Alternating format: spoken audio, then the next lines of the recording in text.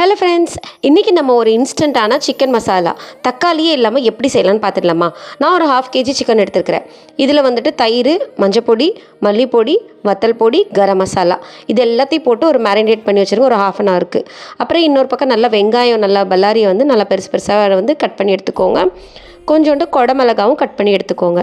இப்போ கடாயில் எண்ணெய் விட்டுட்டு கருவேப்பிலை போட்டு அப்புறம் வெங்காயமும் போட்டு கொஞ்சோண்டு உப்பு போட்டு நல்லா வதக்கிக்கோங்க. வெங்காயம் நல்லா வதங்கின பிறகு நம்ம அந்த மேரினேட் பண்ண சிக்கன் இருக்குல்லையா, அதை அப்படியே அந்த வெங்காயம் கூட சேர்த்துடலாம். சேர்த்து நல்லா மிக்ஸ் பண்ணி விட்டுட்டு கொஞ்சமாக மூடி போட்டு அதை மூடி வச்சுருங்க. மூடி வச்சு எடுத்துட்டிங்கன்னா நம்ம தண்ணி எதுவுமே ஆட் பண்ணல, சிக்கனில் அப்படியே தண்ணி வந்துட்டு வரும். அதுக்கப்புறம் நம்ம வந்து பெப்பர், அப்புறம் இந்த குடமிளகா இதெல்லாம் போட்டுட்டு ஒரு 10 to 15 minutes வச்சாலே போதும்.